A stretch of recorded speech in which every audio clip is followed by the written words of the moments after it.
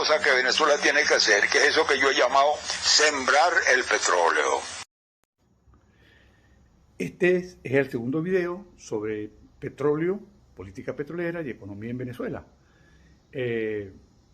Porque Venezuela ha entrado a una etapa de discusión, como tiene que ser un país petrolero, sobre el destino de la política petrolera en un momento de elecciones donde hay dos tesis, la que ha esbozado la candidata María Corina Machado y por otra parte la que ha esbozado el candidato Enrique Capriles. Pues bien, al morir el general Gómez, el 17 de diciembre del año 35, lo sucede en el poder López Contreras. Y López Contreras nombra como ministro de Asuntos de Fomento, encargado del tema hidrocarburos, a un gran venezolano, Néstor Luis Pérez. Ese gobierno entrega nuevas concesiones en Monagas y el estado Anzoátegui y se aumenta un poco la regalía a 15% más otros impuestos. Eso obviamente mejoró la participación fiscal del Estado venezolano. En el año 38 se encarga el Ministerio de Fomento otro gran venezolano, Manuel Egaña, que plantea aumentar la regalía, para lo cual encuentra un clima favorable ya en el calentamiento de los motores para la Segunda Guerra Mundial. Y el 14 de julio, ¿verdad?, sale el artículo de Uslar Prieti, famoso, de sembrar el petróleo.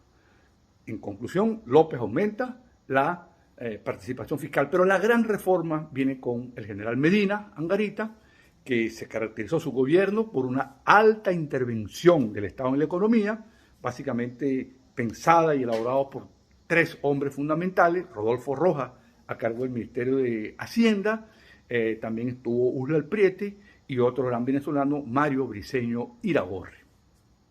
Pues ya en esos años 38-39, ya en el 39, de hecho empieza la Segunda Guerra Mundial con la invasión de Polonia por parte de las tropas rusas en septiembre del año 39, y es importante mencionar que Medina se da cuenta del conflicto bélico que se aproxima, que está ya pues gestándose, y entonces empieza la gran campaña por una nueva legislación petrolera para aprovechar esa coyuntura e incrementar la participación fiscal de Venezuela.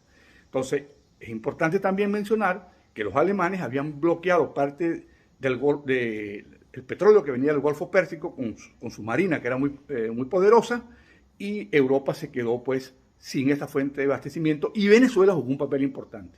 Tanto así que el 80% del crudo que llegaba o que llegó a Inglaterra provenía de Venezuela, de las instalaciones de las concesiones de la Shell, que fue la primera empresa que llegó a Venezuela. Pues bien, Medina en el 42 empieza a recorrer el país propiciando pues una reforma petrolera, y en el año 43 empieza la discusión. Medina nombra una comisión especial en donde estaba Eugenio Mendoza, que era ministro de Fomento, estaba Rafael Pisani, estaba el propio Uslar Prieti, y también estaba un hombre que va a jugar un papel importante en la política petrolera, Eduardo Longo Cabello, en esa comisión. Le venía ya cuando López Contreras.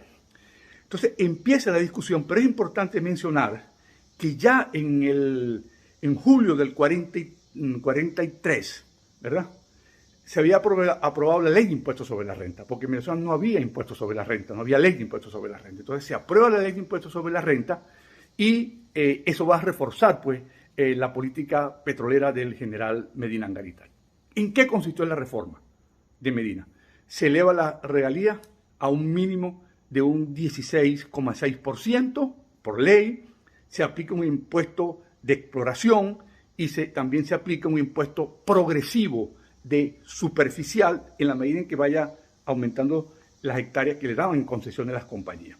Se otorgan nuevas concesiones y las concesiones todas expirarían en 40 años, es decir, 1983. Se unifican todas esas concesiones y se empieza a cobrar los aranceles sobre los bienes que importaban las compañías petroleras, maquinaria y equipo, y comidas para los llamados comisariatos, que también funcionaban en las instalaciones. Además, se exigió que no se podía refinar el petróleo, el petróleo venezolano no se podía refinar en Aruba y en Curazao, forzando a las compañías o incentivándolas para que refinaran en Venezuela. Y se llegó a un acuerdo para que la refinación del petróleo y las instalaciones que se iban a hacer, como efectivamente se hicieron en lo que hoy conocemos el Centro Refinador Paraguaná, se refinara el petróleo y se construirían refinerías 5 años después que terminase la Segunda Guerra Mundial, como efectivamente sucedió. Efectivamente, ya en el año entre el 43 y el 45 se otorgan nuevas concesiones y sobre las nuevas concesiones se aplica una tasa de regalía de 33%. Así que los ingresos fiscales mejoraron notoriamente en un contexto de alza de la producción petrolera. ¿Qué opinaron los partidos políticos sobre esta reforma? El Partido Comunista de Venezuela, que estaba pues apoyando a Medina, porque estaba en la alianza contra el eje nazi-fascista, obviamente totalmente plegado a la reforma medinista, pero Acción Democrática, por boca de Juan Pablo Pérez Alfonso y Rómulo Betancourt, con una oposición muy dura contra la reforma y el famoso voto salvado de Pérez Alfonso.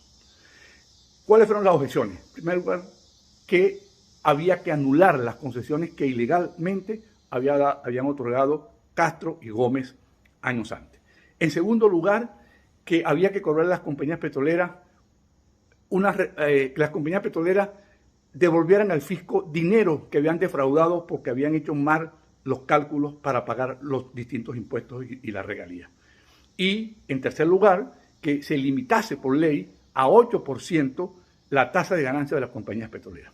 En cualquier caso, la reforma se aprobó y fue la reforma más exitosa que tuvo Venezuela porque duró desde el año 1943 hasta 2010, cuando Hugo Chávez aprueba una nueva ley de hidrocarburos basado en una ley habilitante.